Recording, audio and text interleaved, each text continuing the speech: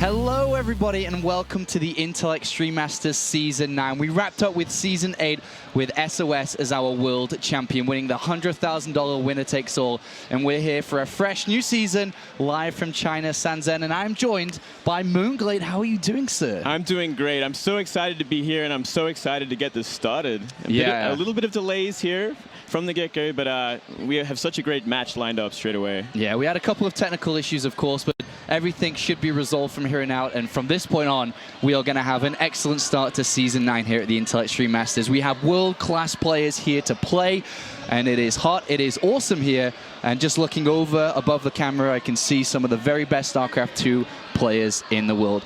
We can take a look at the groups and the schedule and talk to you a little bit about how this tournament is going to unravel. As we can see here, the 4 groups that we have entered after finishing up the open bracket. As you can see on screen, from Group A to Group D, we have players that are qualified in the first 2 slots of each group. The 3rd place player is the invited player based from WCS, and then the 4th player are the 4 players from the open bracket player list. That's right, and we have some top-of-the-line Koreans here, some champions. I mean, straight off the bat, we have Zest versus Jjakji, 2 GSL champions straight away. I mean, it's insane, and we have such a great lineup, and obviously Life and Daisy playing as we speak for that last spot. And another huge game that we're going to, unfortunately, miss out on seeing. Yeah, unfortunately, the way that the schedule is going to work here is that we'll be covering Group A very shortly, and then later on, our friends over in America at ESL America will be covering Group B, and that's what we'll see on Day 2 here at the Intel Extreme Masters. Of course, Day 1 being the open bracket. Going into tomorrow, we'll be covering Group C and Group D. We'll be here on this stream covering Group C, and then, of course, Group D again by our American friends. And then after that, it is the playoff time, the quarterfinals on Saturday, and then on Sunday, the 2 semifinals and finals. So an excellent set of days coming your way. We can take a closer look at Group A now to see which players and which games we'll be jumping into first. Straight off the bat, Zest vs Jjakji, as we were talking about, and wow, what a game to start things off. I'm really excited for this. Zest, obviously, one of the best Protosses in career, easily, and has done so much in individual leagues, more than any other Kesper player. So I'm very excited to see what he can do. He hasn't performed that well in like the latest Pro League season, but I still think he's got what it takes, especially against Jjakji. Yeah. But at the same time, like Jjakji going through the open bracket, he beat True. True had played so well in Pro League recently, carrying his team to victory. A huge shock, but luckily True made it through anyway. But it just shows how good Jjakji is at the moment. Yeah, we have a clear favorite in Zest, I think, for this group, and then the 2 regular WCS Europe players in Jjakji and San, and then the American in their Illusion. We'll find out how well he can do, a clear underdog within that group. But so far, going to shape up good. The way that the group is going to work, of course, is the regular WCS format. So we'll be covering actually just the first game. As you see the word 2 games, we'll be going into the Zest and the Zest and San group first. Zest and Jjakji? Zest and Jjakji, sorry, first. And then the other game will be played out simultaneously. And then from there on out, we'll play every single match out. But it is not just me and Moonglade here for the start of this. We also are joined by Susie, who's going to tell us a little bit more about what she's going to be doing for us over these next couple of days. All right, guys, I am here at the couch. Sadly, I'm here by myself, but soon enough, I will have some players to join me on this lovely little area. Right now, Red Eye can't be with us either, and so I will be hosting some interviews for you and translating some good stuff, hopefully. So without further ado, let's go back to Sean and Moonglade. Thank you very much, Susie. Yeah, she'll be covering a lot of the winner interviews, some extended interviews as we grab players to get those headsets on and give us a little bit of information and talk on how they're feeling here in China, here in Shenzhen. So a lot of money on the line here. Of course, this is a $25,000 tournament. A lot of WCS points on the line, 4,000 points up for grabs here, and an exciting tournament with some of the world's best. Exactly. I'm very excited to get things started. And yeah, some very important points for some of these players here in the top 8 already. just that little bit of extra points will get them into the championship at BlizzCon. Yeah, So, there's a lot of players. There's about 6 players out of the top 16 that are competing here, and a lot of challenges to that top 16, of course, to make it to the global finals at the end of the year. But Moonglade, you've seen the players around. We've watched the players from the open bracket. You know some of the highlighted players here. Who do you think's your favorite to do well here, or at least a couple of favorites to look out for? Couple of favorites. Well, no doubt Zest is one of the favorites. Looking at Zest and how he's been playing so far, I definitely think he's the shoo-in to kind of win this thing. But also at the same time, we have True coming in. True playing an amazing StarCraft lately. I got some great faith in him that even though he dropped to Jjakji in the open bracket, I still think he's definitely got a good shot of coming in and winning this thing. All right, well, we also have the new maps that are going to be played out here, having a new season. As we come closer and closer to the start of Season 3 for WCS, we have new maps that are going to be played here. That's going to be interesting because there are some interesting maps, some that come to mind off the top of my head, Deadwing. Especially interesting for Zerg if they get the horizontal positions. We'll have to wait and see how that pans out, if it's actually going to be played at all from a Zerg perspective. But it's really interesting to see how Terran and Protoss are going to play on these maps too. There's a lot of airspace in some of these maps that are really going to favor Terran. And I mean, yeah, it's going to be very interesting to see how things turn out. There's one Terran up there, and it is, of course, Jjakji. And as mentioned before, it will be Jjakji versus Zest, our first game here of Group A and Day 2 of the Intel Extreme Masters. And this one's a cool game. This is a cool matchup because we've got an old school player like Jjakji, who's a former GSL champion from 2011, who's going to be going up against a very new school kind of player, a newer bred StarCraft 2 player in the likes of Zest, who's a more recent GSL champion at the start of the year. Yeah, exactly. Jjakji definitely having a lot more success in 2011, and Zest having a lot of success this year. I mean, Jjakji has had a lot of ups and downs his career, and he is playing very well, obviously, at this tournament especially. So I'm looking forward to seeing how he's going to play, especially against someone like Zest. Yeah, Jjakji has been around since the beginning of StarCraft 2, and in recent times he's got a lot of top 4 finishes. He hasn't been in a final since the day that he won back in November 2011 within that GSL, but he's been performing very well since he's joined his Mind Sanity team and is living and competing mainly in Europe, and has performed very well in the Intel Extreme Masters, at DreamHack events, and is overall a very established Terran, just missing that spark that can win him tournaments. And he enters a group which is definitely a very difficult group to see Jjakji advance from, with the likes of Zest in there, with the likes of San in there. Of course, Illusion, you know, definitely the underdog, but he's definitely can still take a series and maps away from these players. Illusion is a very good player, without a doubt. Hasn't had the success as the other 3 Korean players in his group, but he can definitely take some games. He's been doing well. He played at MLG in the championship bracket.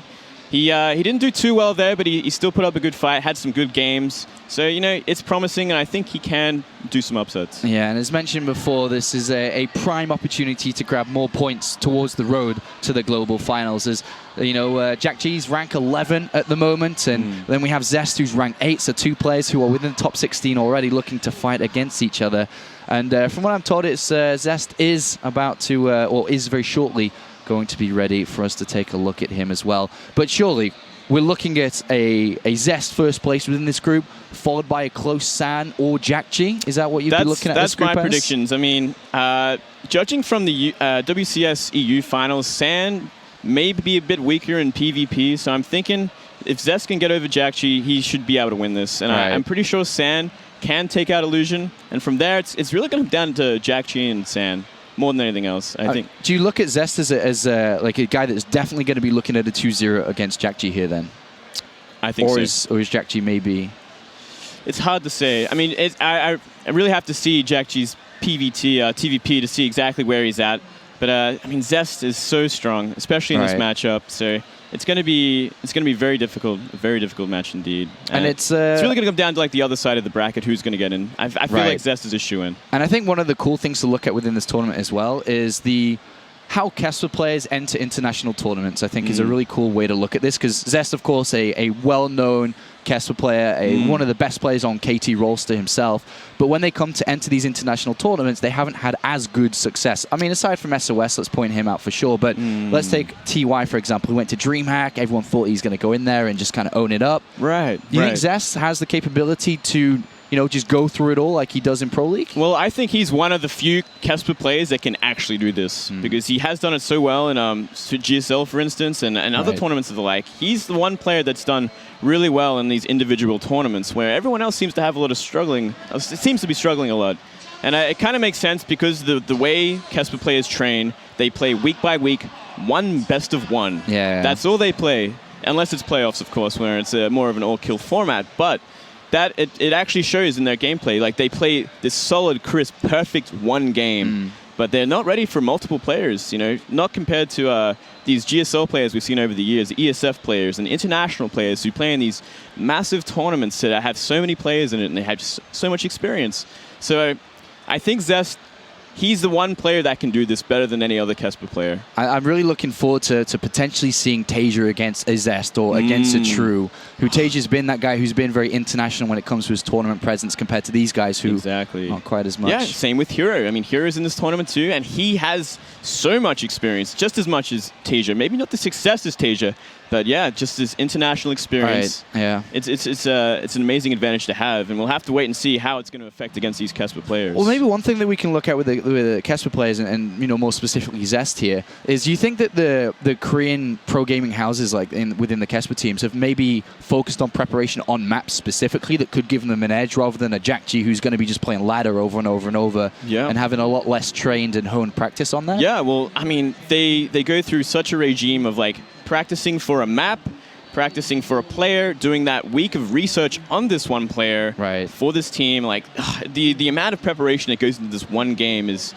next level. And I mean, you can't do that for every player in a tournament. It's just going to take too long. It's too much effort. So I think laddering is probably the best way to prepare for this kind of thing. All right, well, it looks like we are going to have the player introductions. Of course, being in China, we do have a Chinese host there on the left-hand side who will be introducing the players one by one. Jjakji's been called out, and there is Zest, looking as handsome as ever here. Moonglades. He is a very handsome man. Very experienced man. It is the start of the English international games here at the Intel Extreme Masters, as Jjakji does take to his booth. And we'll see what he can do against the likes of Zest here, as we'll be jumping into this best of 3 in a couple of moments' time. Yeah, it's going to be very interesting to see what the map list is, too, for this kind of matchup. Right. I'm very excited to see that. What maps they're going to get rid of, what maps Protoss don't want to play against Terran on, because, I mean, there are so many, big air maps that require a lot of dropping to deal with, and, yeah, it's going to be very interesting to see what kind of styles we see come out. All right, well, this is going to be a very important game for both sides here. Most importantly here for Jjakji, but Zest is a favorite not only for this series, not only for the group, but the entire tournament. He's one of the best Protoss players out there. He's a most recent GSL champion at the start of the year, being or adding his name to the list of Royal Roaders that have competed within the GSL and shot to the top on his first attempt. And here he is at the Intel Extreme Masters. For the second time, he did play Intel Extreme Masters New York last year, but that was when he was just preparing to be the guy that he is today. Yeah, I mean, we actually have 2 Royal Roaders in this tournament if life qualifies, How crazy is that? We have so many GSL champions, Royal Roaders. This tournament is so stacked, and it's because it's in China. It's 3 hours away from Korea. Right. Everyone's coming over. Yeah, I mean, we had the pleasure to take the coverage for the Asian qualifiers, and seeing Zest play in that was phenomenal. He just crushed it through. Jjakji, another player here that we have within the Intel Extreme Masters. Going to be a more difficult position for him to be in this group for sure, but he did play well from the open bracket. He's an open bracket player, and he went through, as you said, True. He went through Czech, and I think it was Revival as well. So he showed his turn versus Zerg. Very impressive. Open bracket, but no Zergs in this group, and he's going to have to rely on his turn versus Protoss here. Yeah, that's going to be the kicker. TVP and maybe a TVT, if it comes to that, and very well could. So we're going to have to wait and see exactly how it's going to turn out. It's going to be a very interesting match. And there's Zest, so not handsome. Here to mess around, is he? He is a handsome man. Chiseled. Chiseled. One of the most chiseled Korean pro gamers. A fantastic way to describe him, chiseled. Feels like he was born to wear a suit, you know what I mean? Yes. I would like to see him as a caster, as one dressed day. up as one of us, man. I think we could see that one day. And there, of course, is Jjakji. Jjakji, I mean, as much as he is for a lot of us here as the slight underdog coming into this, or maybe more so than slight, he has definitely shown that he can compete with the best. He's it never really had the best Terran versus Protoss, but some days he just doesn't make mistakes and plays such a clean game. And he's really going to have to bring that to the table against a player like Zest. And Zest is solid. Zest isn't going to lose easily. No, Zest isn't going to be tricked. You're going to have to beat him in a straight-up game. Yeah, he's going to play a very solid game, I'm sure. He doesn't want to let anything go. And he has had the open bracket to kind of see how Jjakji plays, his kind of style. And I'm sure he's been asking around, like, hey, how's this guy's TVP? You know, what does he do? So I'm sure he'll be kind of ready for this. I mean, Zest obviously has a lot more exposure to him, being in Pro League, always on TV, being in GSL, always on TV. So, yeah, he's got a lot more to work with, Jjakji. Well, we'll see if Jjakji can make this possible. Best of 3, of course, between these two players, and then we'll be jumping straight into the lower bracket game here, and then it will be the winners, and then the final game, just as we do cover within the WCS. As both players now just getting their final things set up. Zest is probably typing in like, I'm born ready. And look at that vein. See that vein? It was pumping out of his right arm, man. He's got a pump on. Wow. I don't know if he some lifts his push-ups. keyboard or there's a couple of bicep curls with his keyboard. You know what? Anything can improving the blood flow before a game is probably a pretty important thing. It's something that, you know, we don't know about. This is maybe something the Koreans do that, you know, foreigners just don't understand. And it makes sense. It'll wake you up, get you ready. There has been a bit of a wait this morning, so maybe they're a bit sleepy. I saw Jjakji sleeping on a desk, so they need to wake up. They need to get their pump on. Well, this is where it is so important to keep focused as we're about to enter the group stages here of the Intellect Stream Masters live from Shenzhen here in China. It's hot. It is air conditioned within the booth, so should be playing under optimal conditions. Everything should be set up, of course, with the slight earlier electricity problems. We did have some delays, but things are starting to get underway now. As look at that focus on Zest. Keen. Nope, he's not keen. He's Zest. He's keen to play. He's keen to play. He's ready. He's been waiting for this. He has been ready. He's been waiting for this. He's been here for a couple of days with one goal in his mind, and that is to win the Intellect Stream Masters, and he's got a very good chance at doing so. And we'll see if he's going to stumble on his first hurdle, which is Jjakji. And Jjakji already taken down one Casper player this tournament so far. Not too much of a stretch if he can do it again. Different matchup, though. Clearly, his favorite matchup is TVZ. All right, so it seems like there is an issue with inviting into the game. So we will be doing that very shortly right now. So thanks for joining us here. I know some of you in Europe may be waking up right now. You may be still awake. If you're still awake, woo! Wow. It's early, man. It's like 6 a.m. there, maybe. And maybe some of you are still awake in America, so thank you for joining us. Been watching those WCS America games. I hear the Avillo game was the highlight of the night. It was a special. It had its own Reddit thread, and it went for a few hours. Swarmhost versus Mech. Always fun to watch. Fun for the whole family for a number of hours.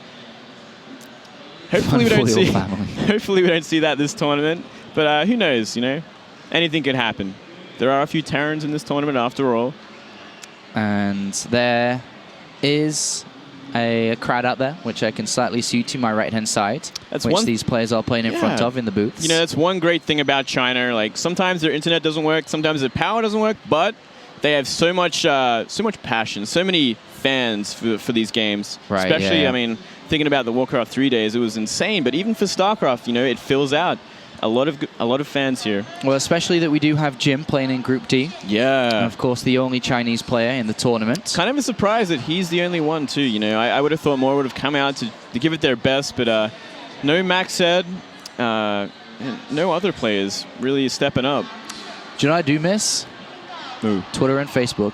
Oh, I miss it so much. I miss it so much. I'm almost tempted to put on roaming to just do it just a little bit. Without Twitter and Facebook, I have no friends, so I feel so lonely. I'm your friend. Yeah, you're my only friend. There's right. Claris isn't here. Yeah, Claris isn't here. Red Eye's not here yet, so you're my only friend right now. Don't worry, I'll hang out with you. I'll pretend to be a Brit for now, you know. You kind of are a Brit. Kind of. I'm a Brit. I'm a Brit convict, so I guess that's something. Yes, you are. Yes, you are, from the wonderful country that you are from. Yeah, you love it. That we accidentally sent you to the wrong country. I don't know. I feels like it was kind of the right one after all. I'm kind of grateful for it. Yeah. It is a beautiful country. Being there just a couple months back, it was beautiful. Yeah. Thank you very much. I haven't been to the UK yet, but I'd love to visit it one day. It's not quite as beautiful as where you're from. I hear it's a bit more dark and gloomy. Gloomy a bit. A little bit grey. Lots of queues, I've heard. And what? And we're still waiting for these players. Still kind of warming up, setting up. Waiting for it to happen. Yeah. I also miss energy drinks. There's none of them here. And I could really use one. There we go. You got the invite. We got the invite to the game. Yeah, I don't know what took so long for that, but we got the invite.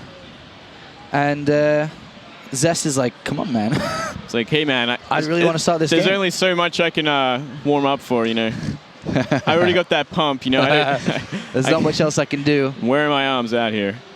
Those are interesting earphones. Are they ESL earphones or are they something else? Are they his? Maybe they're MMA's earphones. Oh, maybe. Maybe he has green ones like that. There is the audience out there, as you can see, that are watching eagerly for the start of the games here. We've had no StarCraft games yet played out live to the audience. This is the first game that we'll be doing, as yesterday's open bracket was covered by our lovely Nathanius. And they got their sticks ready. And, ooh, an old picture of Stork. Wow, some hardcore fans here. Yeah, some brutal fans here. Definitely come out to enjoy this one. And the game is starting as Jjakji cracks his neck. So we are ready to start the Intel Extreme Masters here. As the English broadcast about to kick off. Day 2. We finished with the open bracket, and now we are in for the group stages. Game 1, this is where it finally starts. And down here to the bottom right-hand side, bottom left-hand side, sorry. I get confused sometimes. As the red Terran from My Insanity, it is, of course, Jjakji. And there he is. And, of course, up here to the top right, playing for KT Rolster, a big favorite to take the entire tournament. And this is where it all begins for him. I haven't played a game yet, but he plays here. Is, of course, Zest. And our observing is done by our lovely French Funker. I guess that's another friend that we have. Yeah, he's actually a cool guy. First time I met him this tournament, and a very friendly chap. Yes, he is a very friendly chap. Yeah. He's quite bad at Street Fighter 4, as we found out last night. Oh, but overall, he's a very friendly guy. Bit of a rager. But, I mean, who wouldn't rage if they're bad at games? Well, especially if you're playing against Blanker. I mean, let's be real. Let's be real here. Yeah. All right, so what are you expecting to see from both of these players here, do you think, on such a favored map such as Overgrowth? It's played so often. It is a very, very common map. We'll have to wait and see exactly how Zest is going to open up. And I mean, Jjakji, I'm not too familiar with in TVP. It's hard to stay up for these WCSCU matches, but I mean, starting with walling off the ramp, so doesn't want to get rushed by anything by the looks of things, trying to avoid getting scouted as well. No gas just yet either, so maybe going for a kind of a gasless expand. Yeah, he may do. There are a couple of build orders in Europe that do have later gases for factory play and stuff, but we'll see. At the moment, as you said, he is heading towards that one barracks expansion play. And if he's able to wall off, you deny the scout here from Zest, which is about to make its way down. And it is going to be a wall off here. And Zest gets no information from that. So very, very good, very effective. I mean, stopping any sort of gas scoutage is a great way to start things off. You don't know if the Reaper is coming, you don't know what is coming, and it's actually a really big deal depending on like how they're going to defend against this. Do they need to chrono out a Stalker, or do they need to get their mothership down there to scout? I mean, there's so many things. It could be anything. It could be a Wings of Liberty 4 racks Marine all-in for all we know. Man, I miss those. Yeah, it could be, man. A couple of SCVs coming with it. As Jjakji does try to hunt the probe, but it gets away. And Zest does get the scout that it's a Marine, not a Reaper, so he can eliminate that aspect of it. But he's not exactly sure what this is still. It could be one Marine into a reactor or something. It could be a mine drop for all we know. It could be anything. It could be Hellions. It could be, a lot of things. It could even be like Hellbat drops. But going for a 1 racks CC expand. So kind of an old school build. Yeah, definitely an old school build here. And Zest kept his Zealot alive here, much more on the defensive side of things. Obviously, you see that delayed and even cancelled a lot of the times here. And that just shows a sign of worrisome a little bit by Zest, not really knowing exactly what his opponent's up to. Yeah, a bit of unfamiliarity there. And I mean, getting that Zealot off. Obviously, don't want to Zealots are usually used to get rid of that engineering bay more than anything else. And if it's not there, they usually cancel it and go back straight into a Stalker. But obviously going straight for the Zealot this time, playing it safe, making sure that SCV can't plant down anything. And look at this, Jjakji with Marines on the right-hand side, Xel'Nagatau just preventing any bit of information here. And as a favorite coming into a series, when you're playing an underdog per se, and you aren't getting scouting information, it's probably one of the most scary things to experience playing in StarCraft. You don't know what, this guy's capable of doing. And this Zealot maybe having a look around for some potential structures on this right-hand side, maybe a way to get some information. I like that a lot. And it looks like Zest is going to simply play straight into a very safe game, going straight into robotics. This is the safest way you can play. You get out observers. We've seen this a lot lately. Pig Baby did it in WCS NA, playing extremely well, getting out a lot of observers before anything else to do with Terran. And it worked so well. And it's the smartest way to play, considering the airspace on this map, the potential for drops, and simply because he hasn't got the scouting he needed. He needs to get those observers out. He needs to know what's happening. And look at Jjakji here. He's got the engineering bay down nice and fast. He's starting to marauder production and concussive shells over stim at this point. So he's going to move out shortly. He's going to be a little bit aggressive with his first couple of units. And he has a scouting SCV here around this left-hand side. See if any information can be gathered from this guy.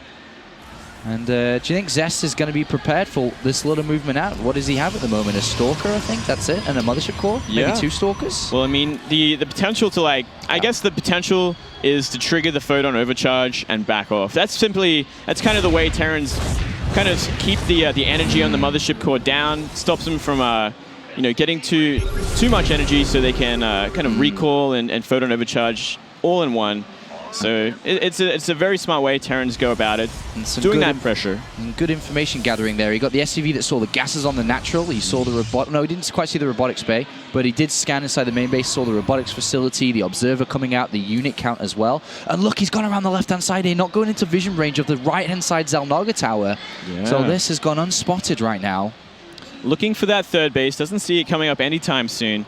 Probably going to move in shortly, try and trigger that photon overcharge, back off, apply more pressure, force out units that don't want to be warped in, while Zest is going for this very greedy, but kind of pretty safe. Yeah. Double forge into Colossi eventually. Or at least no units are out in the open here, but he's going to get... no, doesn't even get a probe there. Photon overcharge activated immediately, and he does lose a single Marine.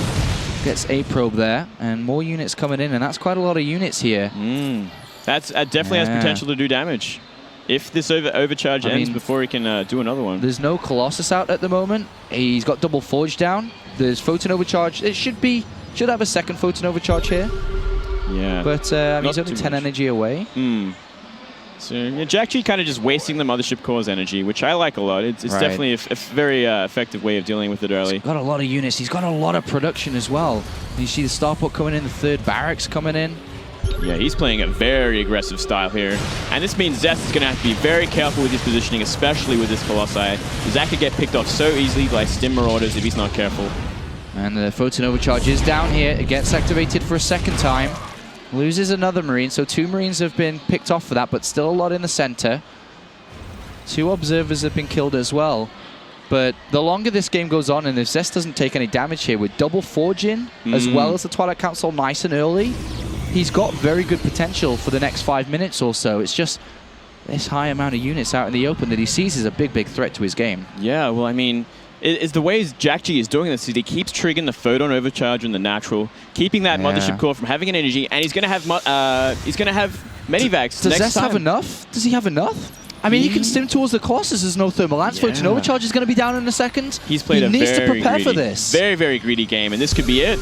All right, he scans. Stim is ready. How is he going to do this? He spreads out his units. He hasn't stimmed yet. It is ready, though, and there is the stim. And a good spread of units here from Jjakji. He spreads to the left and to the right-hand side here. So far, Zest okay, but he's going for the Colossus. And the Colossus is down instantly. And Zest down in supply. There's a lot of marauders left to these Stalkers. And Jjakji, a powerful strike here. Very effective. I was not expecting to do so well. That Colossus was just not ready to move back. And he took so many probes down too. So Jjakji in an astounding lead right now. 12 probes. Yeah. 12 probes, a single Colossus down, all before the medivacs came out. So much damage. He really has to recover from here. He has to get the Colossi out. He's got to get he's going to have the upgrade advantage very shortly, and he's got to get gateway units out. He's got to get like some sentries to kind of buffer for these Colossus. Well, there's such small amounts of gateway units. Third base coming in here. The drop was seen here by Zest, so he is moving into it. But again, the Colossus is very exposed here. He makes stim for it, and he does stim for it, and that Colossus does get saved there at the last moment, and he does have to evacuate. Whew. But not stopping here. Looks like he's going to keep going. He can keep trying to find something, but 2 Colossi out. That's going to be okay now. Yeah, he should be okay. And still losing a Pro Ball too, but Jjakji really putting the pressure on. He comes around the right-hand side again with this drop. And there's units on the natural as well. And Jjakji really testing Zest. Yeah, so much multitask. Losing that Medivac full of units. Definitely going to halt this aggression. But I mean, at the same time, we have Jjakji taking the 3rd CC, taking that 3rd base, getting ahead, very ahead in economy. And if Zest doesn't start to expand now or make a move, he's going to fall behind pretty quickly. You know, the army supply is very similar right now, so Zest has held on. He did take damage to his worker count, as we can see, 48 to 62. And he's got to start thinking about his 3rd base right now. He is going to be able to start 2-2 upgrades much earlier than his opponent. And he is going to be able to climb up with his Colossus cannon. Has a nice count now at 2, maybe 3 soon. Just 2 at the moment, hasn't started that 3rd. But the game is going to slow down a little bit now as Zest is comfortable. Zest is these 2. Yeah, and he's pushing across the map, kind of applying a bit of pressure, taking this Del Naga tower. Jjakji doesn't know if he's going for that all-in or taking the 3rd base. So he's got to be very careful at this point. And so it gives him a bit of breathing room here, which is very important, considering he's down, 20 supply already. Yeah. Well, we have 2-2 upgrades coming in, and also double starports. So there is I think a nice timing available potentially when the Viking count gets high enough. Maybe we even see SCVs come with this, depending on how he sees the timing viable or not. But I mean, the Viking got 4 at a time, man. It's going to be completely ready for it. We're going to have to see a tech switch, or we're going to have to see some amazing Blink Stalker micro to deal with this, because it's going to be so hard to hold with just Colossi. Well, Jjakji doesn't want to blow his load too early. He doesn't want to move out, lose these Vikings, especially with that count rising so fast. That is definitely going to move to his advantage, despite the 2-2 upgrades of Zest. But the Temple Archives, I'd imagine, would need to come in soon. He starts the 3rd Colossus here, so playing almost to a certain degree into Jjakji's hands at this point. Yeah, very much so. But I mean, he is getting charged lots, so he's starting to make the transition into a more Zealot-heavy composition, which he's definitely going to need to go into. Doesn't look like a Templar Archives just yet. Maybe when that 3rd base finally goes up. And yeah, Jjakji doesn't want to poke the beast too soon. He's got to wait for the perfect amount. When there's 3 Colossus like that, you probably want like 12 Vikings or something. You really want to be able to one-shot them, because even if you have like the anti-Colossi sort of units, if you don't have enough of them, the Colossi are simply going to do the damage before they die. I think this is an ideal moment here for Jjakji maybe to start thinking about his right flank, because it is being consumed by probes and pylons here. They're going to be harassing that back base, but that Viking count's starting to get a little bit scary now. It is only gateway units and it is only Colossus. He scans, he sees 4 Colossus. He knows what he has to do now. He backs off. By the looks of it, maybe the harassment's ported back to his 3rd. Yeah, it looks like it. The bunker a little bit far on that left-hand side, so the Zealots have gotten to this left-hand.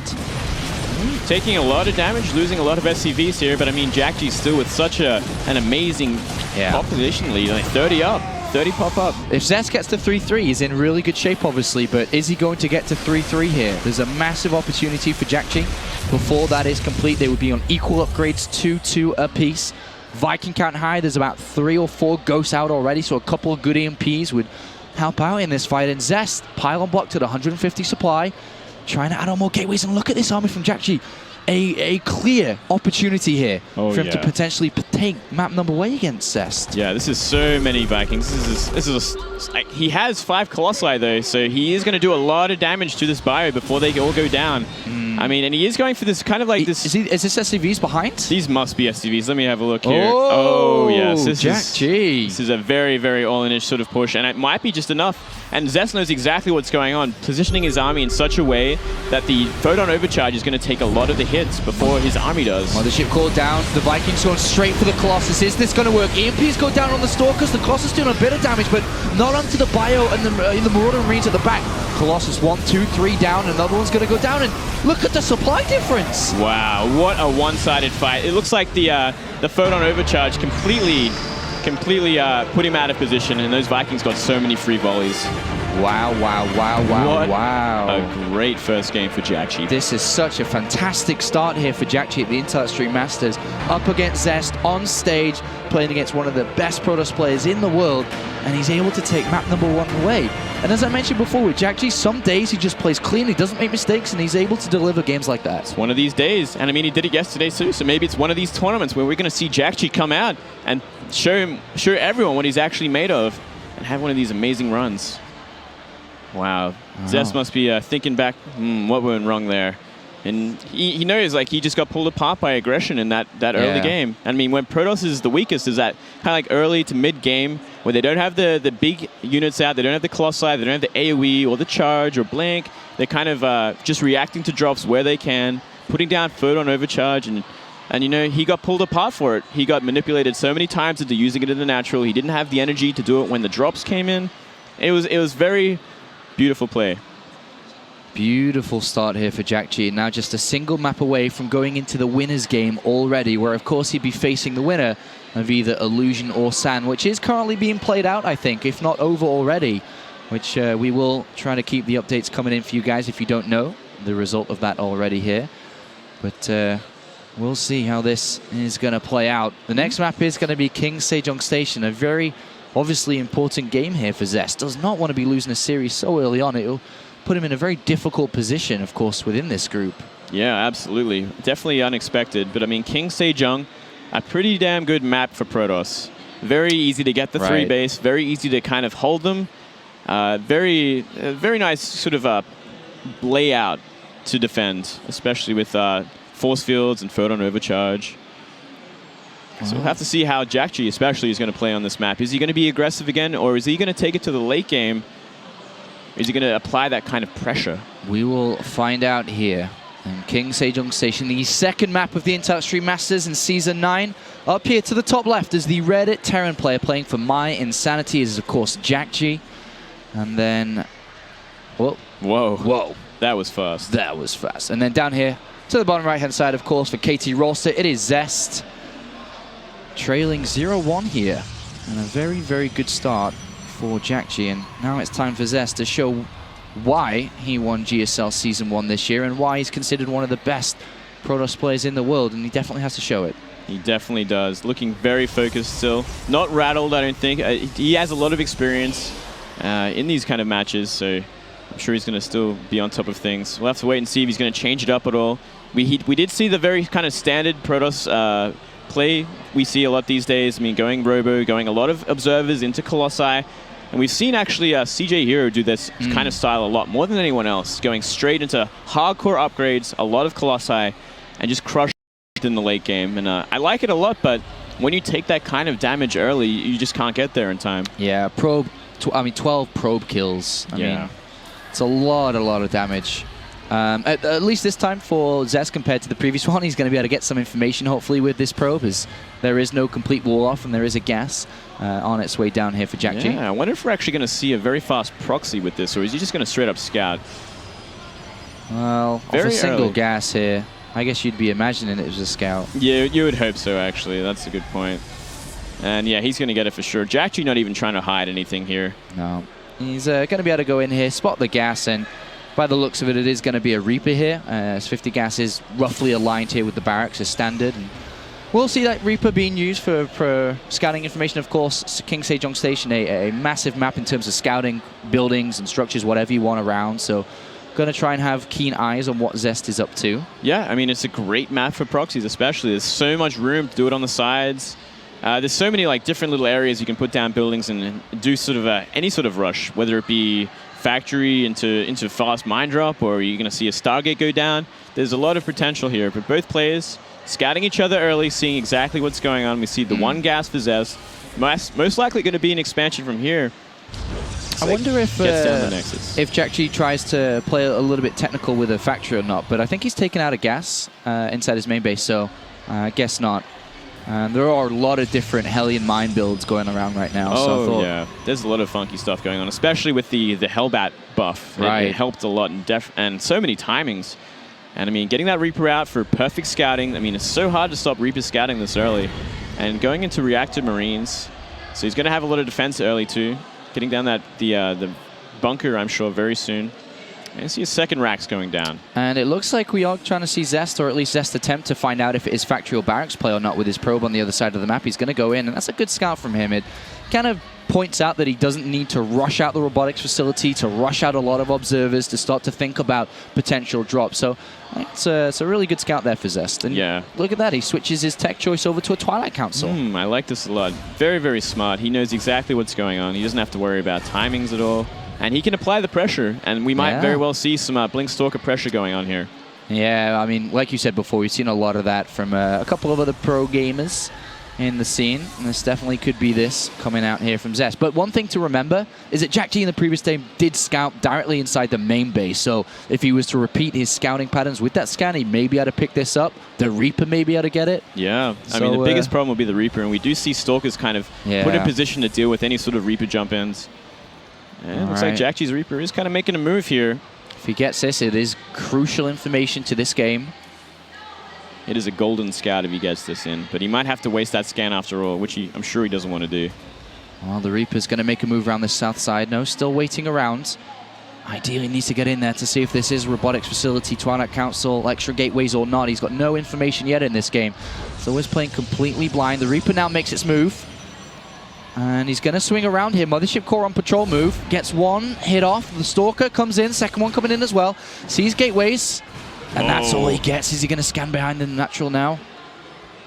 Yep, doesn't get anything he needs. He might have to drop that scan when he can. Yeah, what does the double gateway mean here? Is it just safer play coming out from Zest because he took a lot of aggression last time? Is it actually real aggression coming out from him?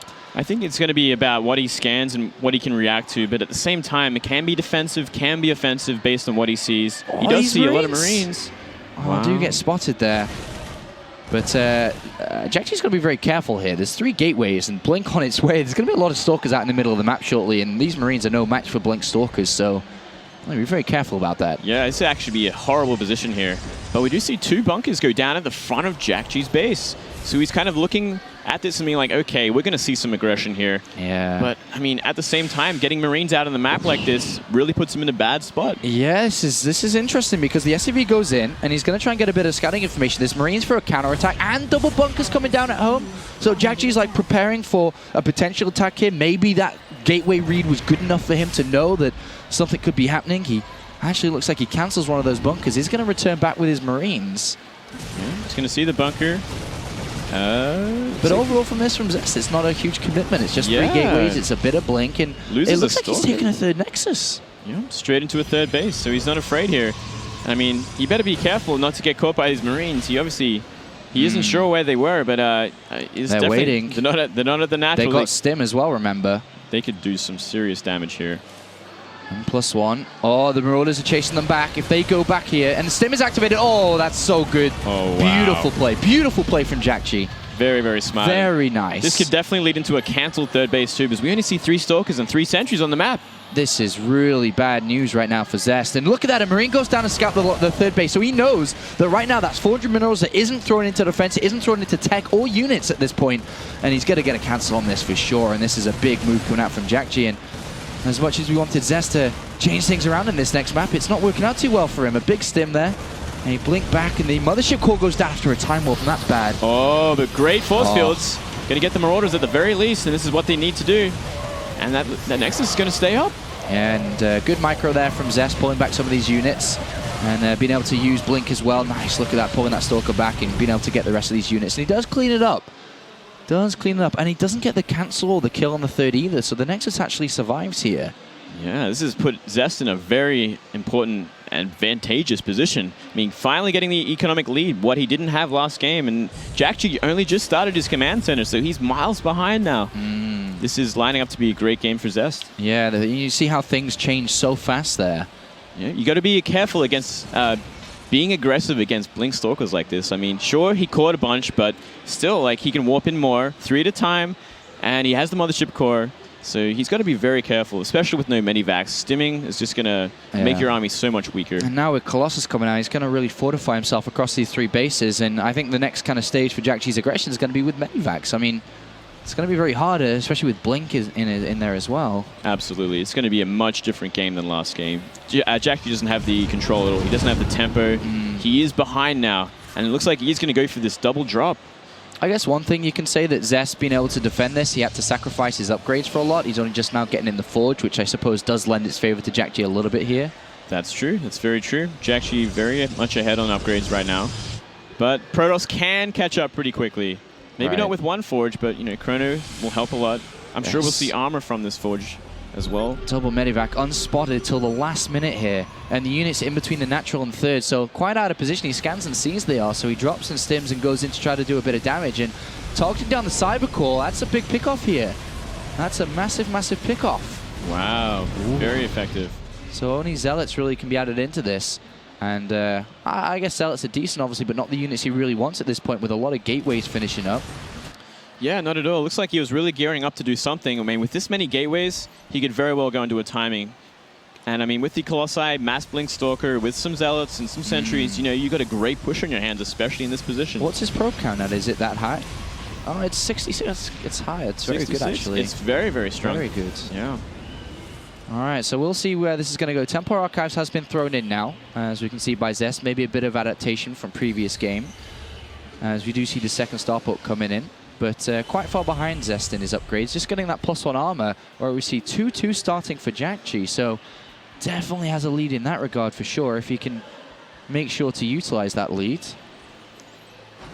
Yeah, he's really going to have to... I mean, I'm sure Zest is going to kind of wait at least for one armor before he makes any sort of move. Going into charge, so he's still got some time off that too. And I'm sure he doesn't want to engage before that is finished. I mean, it's such a powerful thing to have for Zealots. It's kind of essential at this time of the game because kiting is so efficient. There's so much damage there. If Jjakji attacks now, he's going to hit right in between that Storm upgrades. This could be his timing, but I mean, at the same time, we have Colossus out. 2 Colossi with this many gateway units and Blink Stalkers. He's going to have amazing position. He's going to have to catch these Colossi out. Yeah. No Vikings on the map. No, not many. There's 4 being built. There's 2 currently around somewhere, not with the army, and there's 4 being built. And they're on the left-hand side there, actually, so they're not with the army at all. We have a 3 Medivac drop here planned by Jjakji. But that is allowing Zest to get that Storm upgrade. He's got the second Forge coming in now and is starting to get everything he needs to be completely safe and solid. But here we are about to have a very cool move coming in from Jjakji. Units on the left-hand side, units on the right with these 3 Medivacs, which have been spotted, by the way. Yeah, he's in complete control. He is so ready for this. Blink Stalkers and Charge Lots, as well as this waiting with his Colossi and Sentry for the army coming to the third. Yeah, Zest is very much ready for this. Yeah, I think if Jjakji tries to play like this, he's going to get caught out. I think his best chance is going to be with a direct fight once his 2-2 upgrade's complete. Like, he's got a Viking count now. He's got Ghost being added in. His opponent's upgrades aren't that good, so if he can clear out the Colossus and High Templar, he's going to steamroll the Gateway army with the army size that he has and the upgrades that he has. And Jjakji's just playing really well. He's got a very high supply count. He's... You know, his macro's been fantastic throughout this game and the previous one as well. Yeah, he's an outstanding macro. He took the lead after being so behind on his third base, and I mean, he's gone straight back into it. But at the same time, we have Zest investing in such a powerful army, so good against pretty much Terran in general, based on the positioning. That's really what it's all going to come down to, is positioning. Is he going to get the snipes on the Colossi with the Vikings? Is he going to get the EMP on the Templar? It's either yes or no. Well, something to help this out will be the cloak coming in for these ghosts. I'm not too sure if there's an observer active with the army or not, but that's going to be quite crucial to this next fight. Yeah, very much so far behind in these upgrades. He really needs to land these storms. They're going to be so important to hit. He does have 8 High Templar. It's a very high number. And here it comes. 200 supply. A very solid Jjakji army. Yep, no SCVs with this one, though. Looking for an observer. Plants a couple of Widow Mines as well. And the positional battle is now commencing as Jjakji tries to get himself in that. And there's one threatening storm.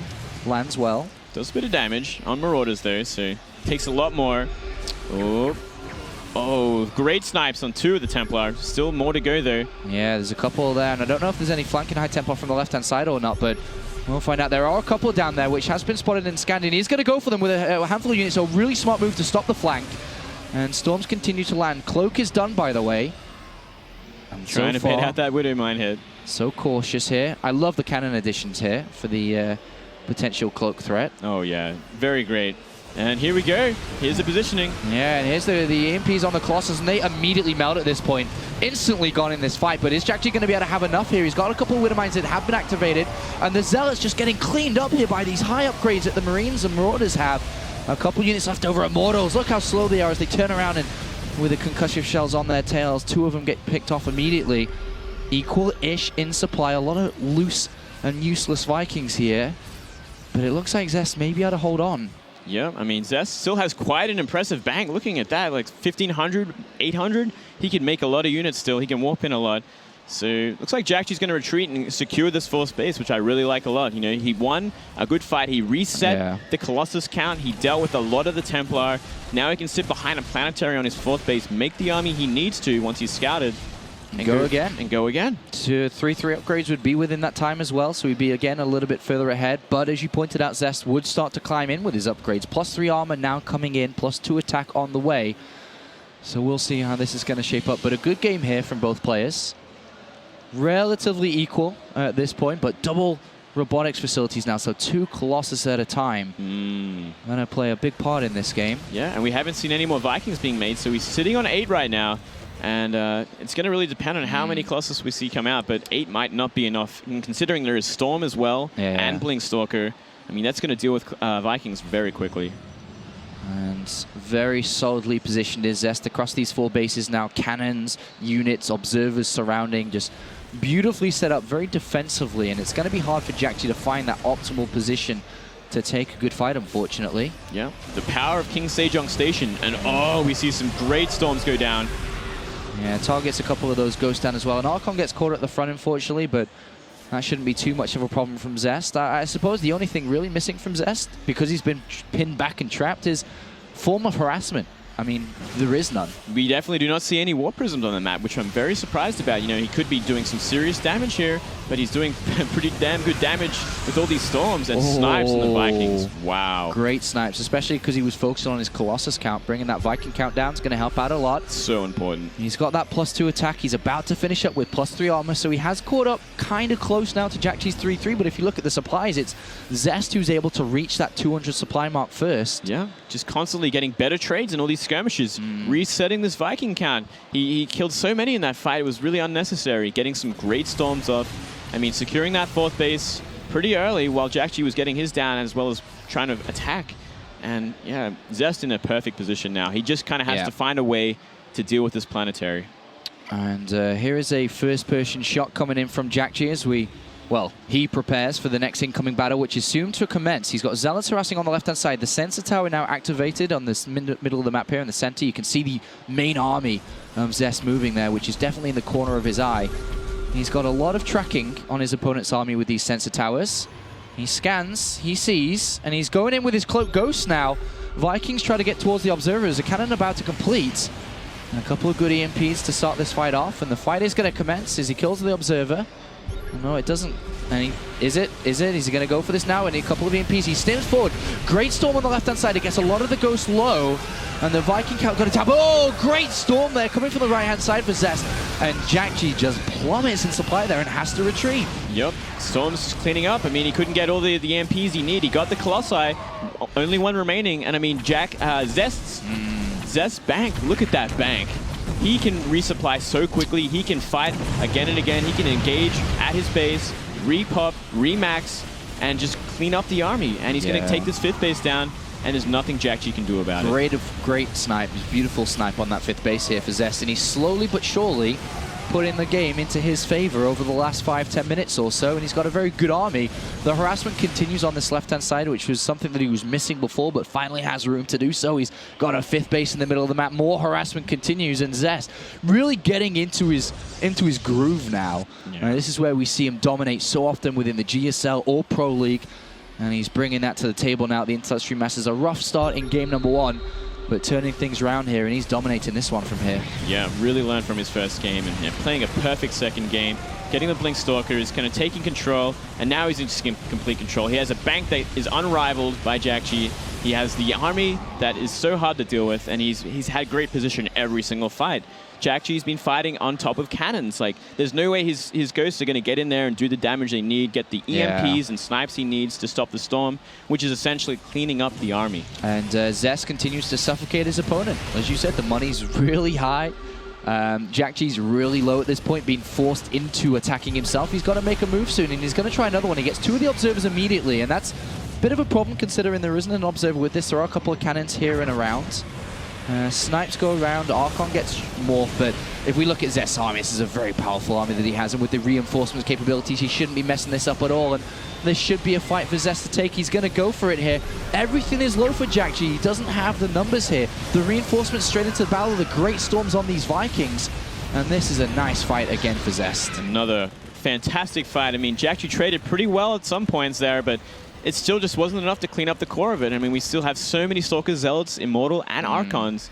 And this base is in jeopardy. I mean, there's simply no way he's going to hold it at this point. Yeah, there's no way he's going to hold this. And at any point, Zest can just build towards his opponent's composition, really. No Ghosts, right? High Templar. No GG. Vikings, right? Colossus. GG from Zest. And a very solid performance from him. Coming into game number 2, he looked a little bit rocky, especially at the start of that, losing the Stalkers in the middle, but he tightened up and turned that one around nicely. Yep, I mean, played to the map's strength. I mean, it's a very, very good defensive map, King Sejong Station. Great for Protoss. We do see a lot of Protoss play on this map. It's definitely their choice, and he played it brilliantly.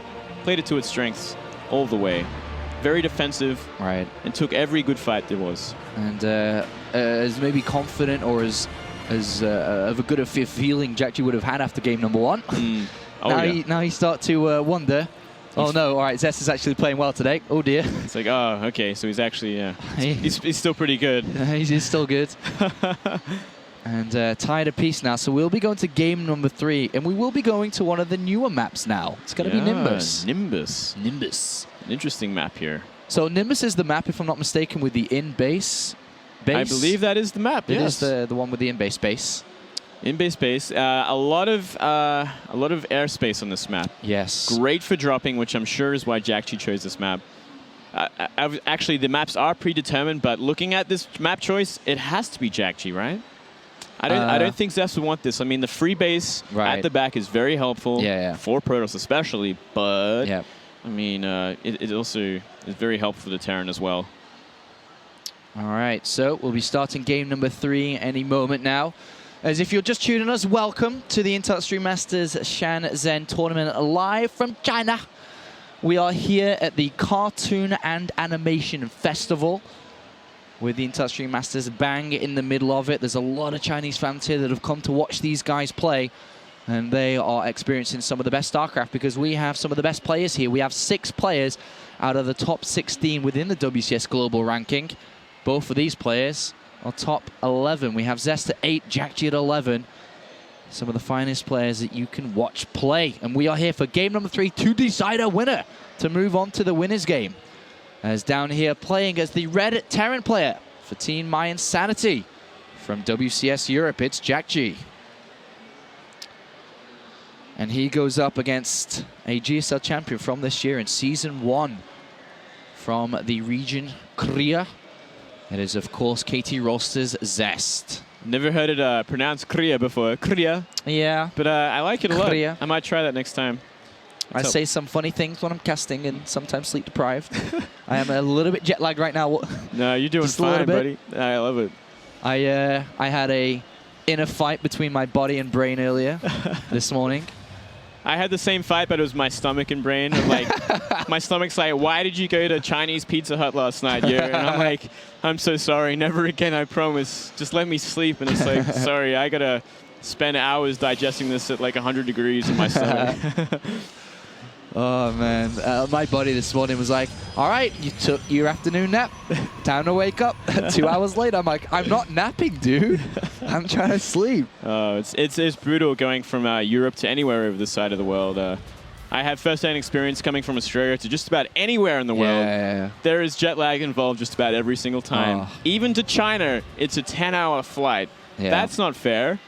Dude, what's going on? When I flew to Australia earlier this year, when I missed that DreamHack tournament, I was like, all right, 12 12 hours in, I look at the map, I'm like, oh my God, I'm still nowhere near.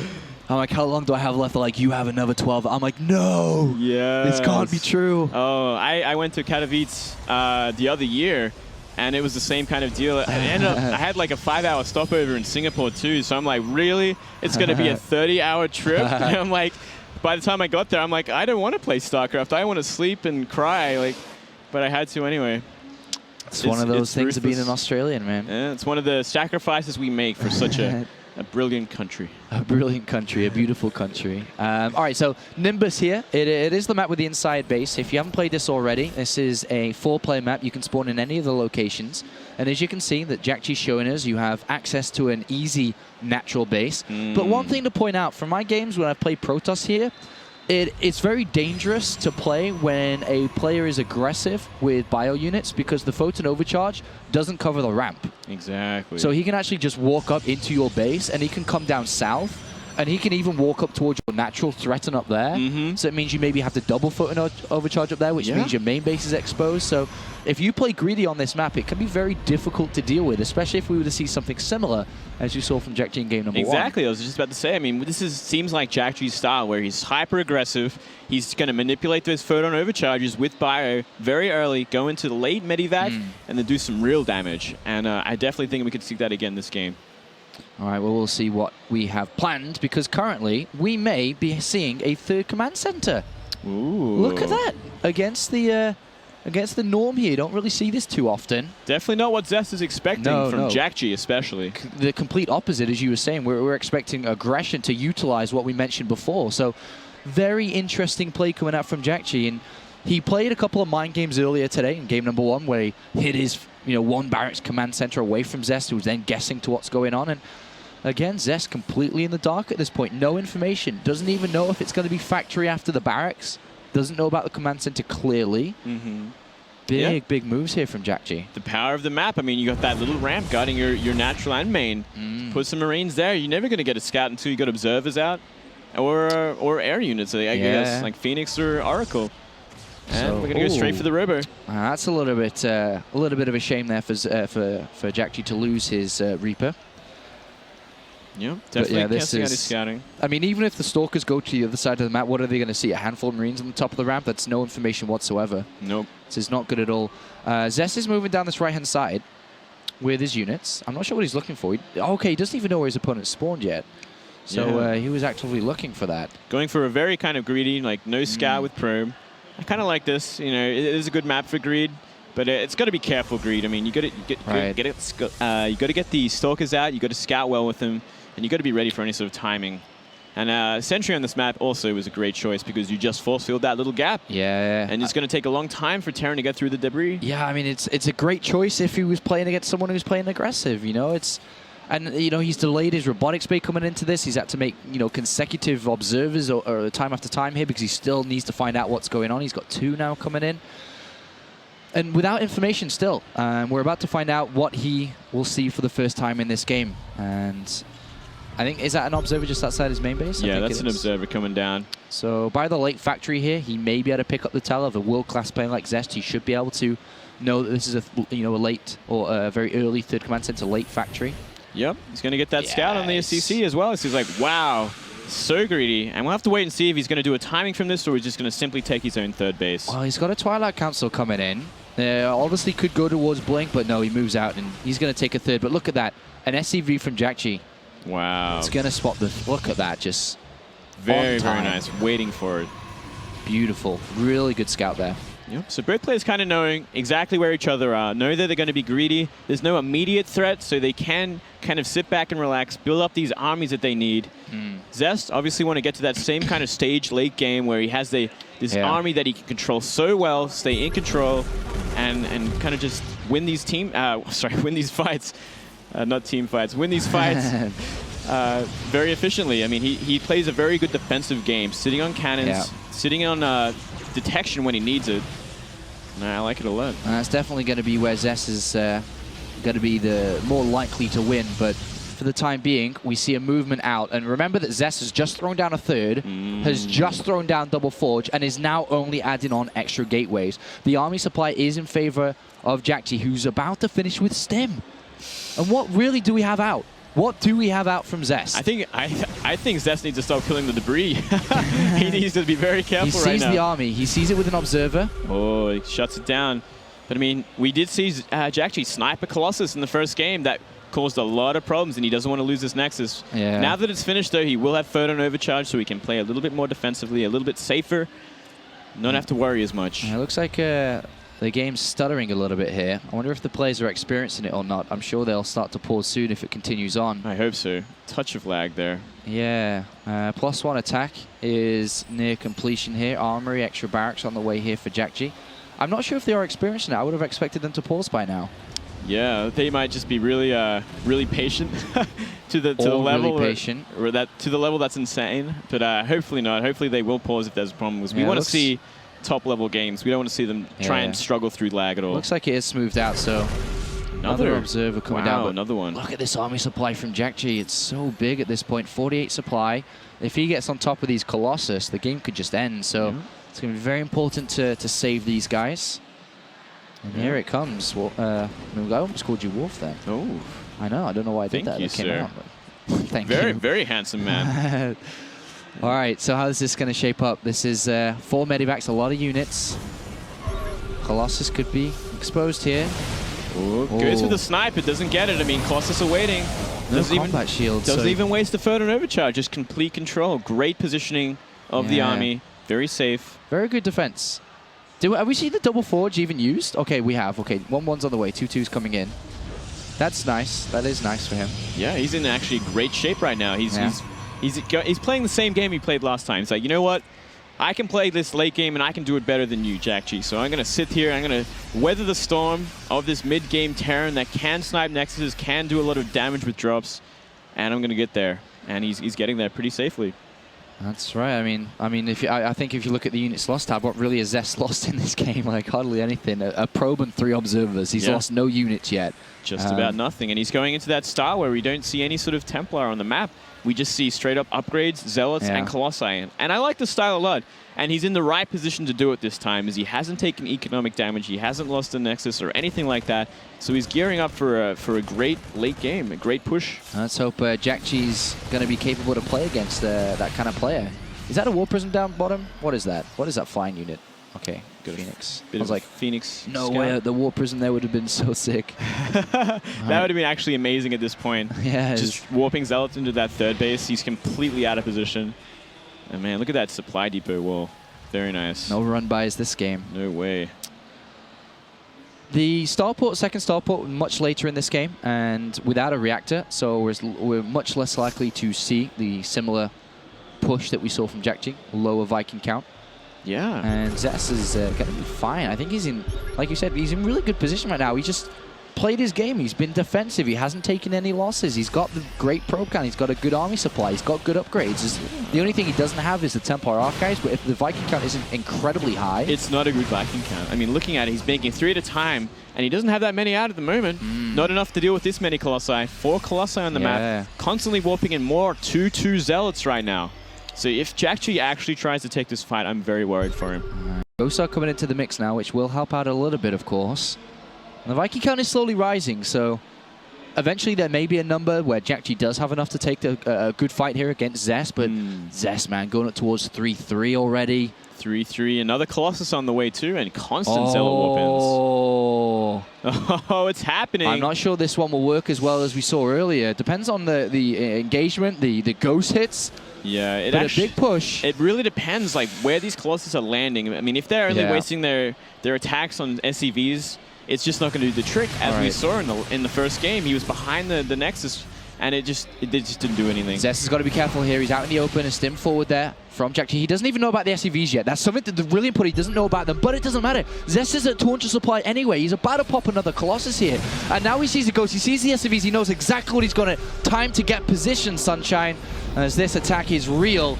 And Jjakji's coming for it. He goes all the way up to his natural time warp. Oh, great position for the time warp. It's going to be really hard for Jjakji to engage now.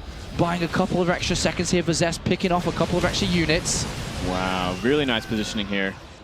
And it's like Jjakji's kind of running out of time. He kind of understands that he has to do something. He pulled SCVs. He's got to make it work now. All right, here we go. The Colossus get a lot of good raise on the Zealots, just charging into this. And look at it, the bio is melting at this point. The Colossus still stands tall. There's still 3 Colossus. The bio comes to try and help them out, but it's not going to be enough here. Zest is going to hold on versus his timing by the looks of it. 2 Colossus remain. The Vikings get targeted down.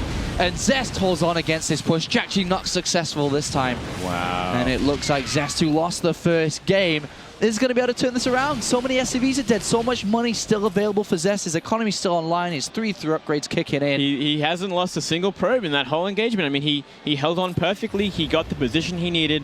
He got the engagement. He killed all the Vikings with the Blink Stalkers, and the Colossus cleaned up. Yeah, now he has the Templar Archives coming in. He's got everything in his favor now. 130 supply to 90, and he's moving across the map with a small army, but he doesn't care. He knows his opponent is down, is hurting, and is bleeding. Has lost every SCV.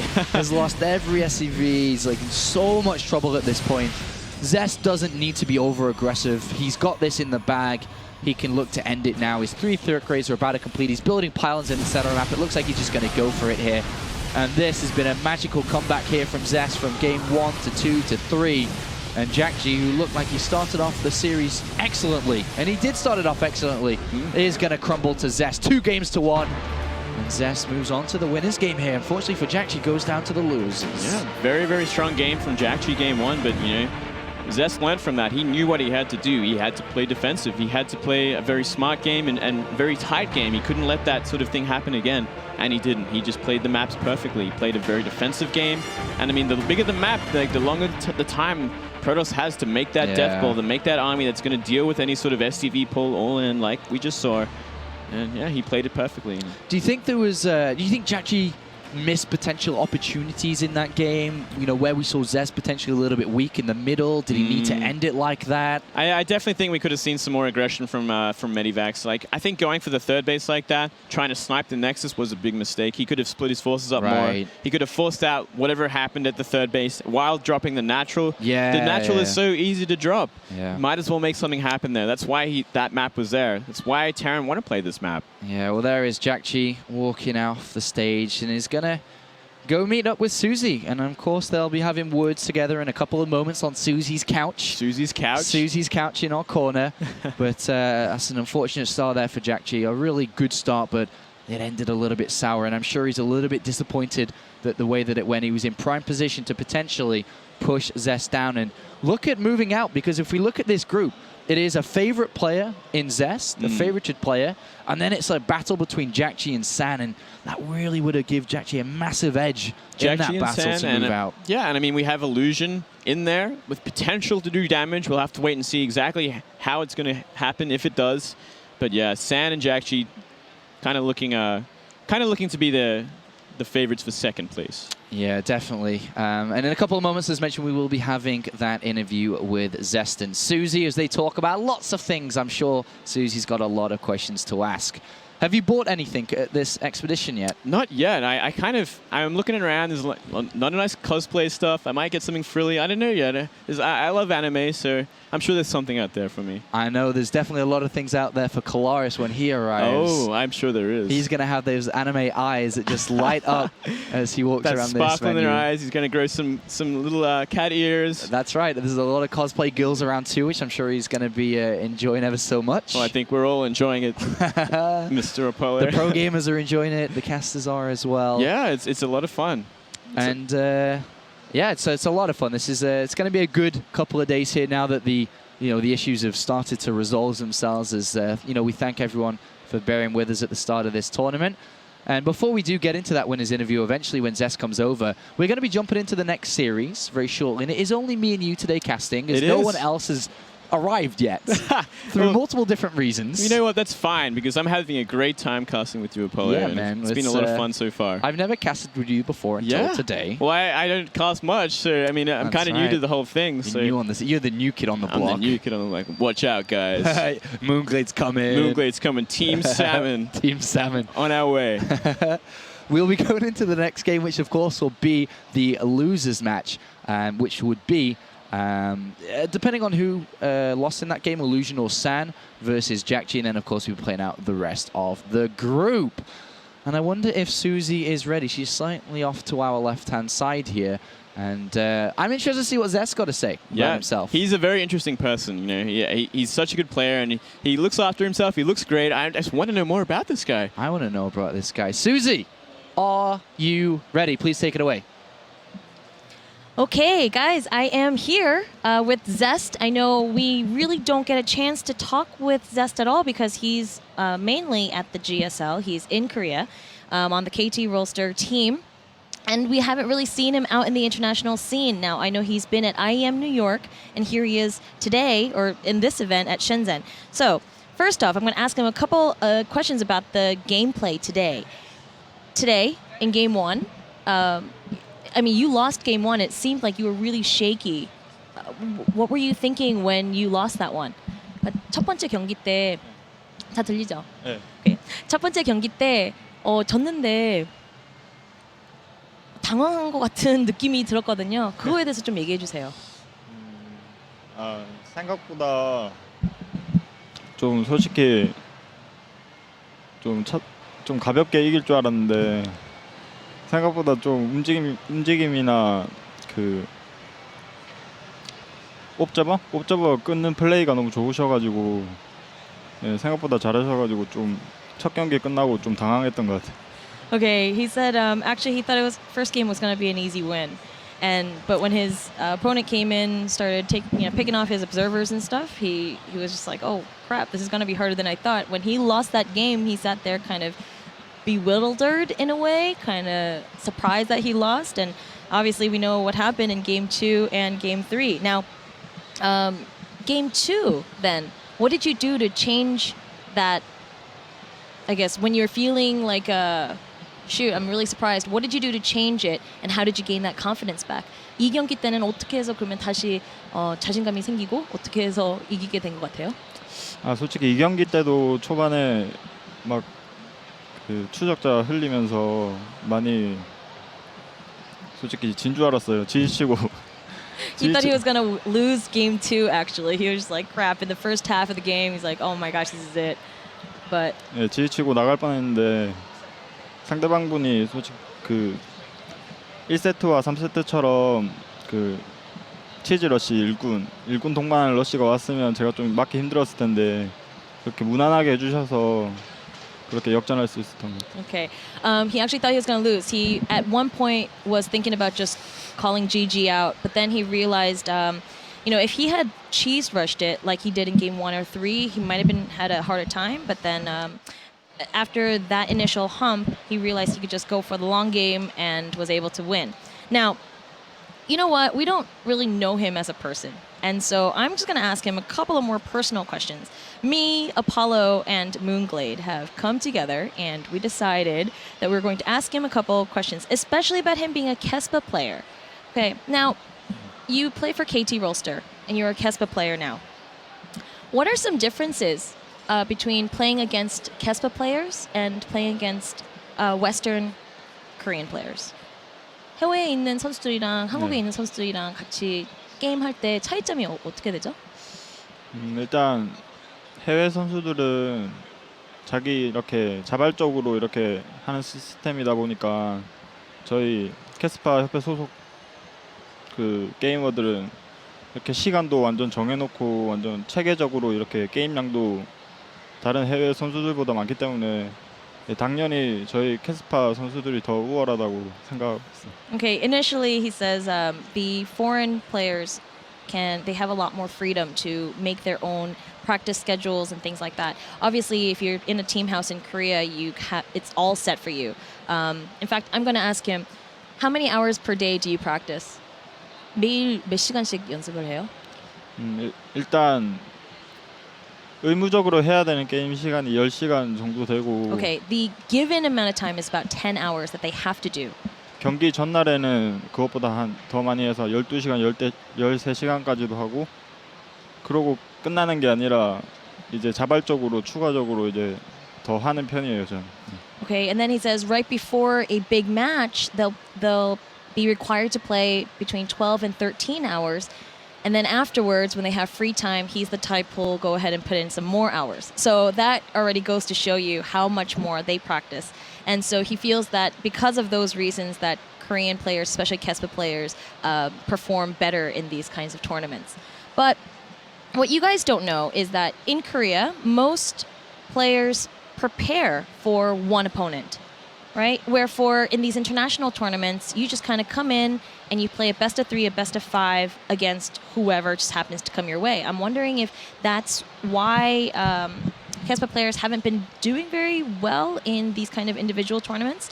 그러니까 캐스파 선수들은 이제 자기 상대방이 누군지 알면서 연습을 많이 하고 준비를 할 시간이 많지만 해외 대회 나오면은 계속 BO5나 BO3 정도 모르면서 하잖아요. 그런 거에 대해서 좀 얘기해 줄 수 있어요?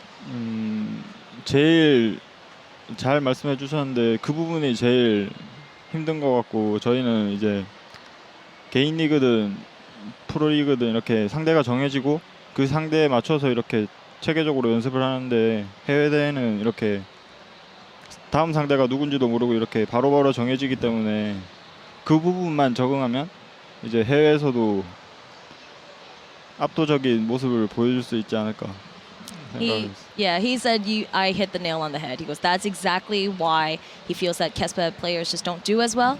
But if a player can get over that hump or just figure out how to deal with figuring, that variable, then he feels that they should be able to do well. Now, for WCS, you are now currently rank 8. Do you know this? 알고 있지? Okay. If you do really well in this tournament, then you're going to probably go to BlizzCon.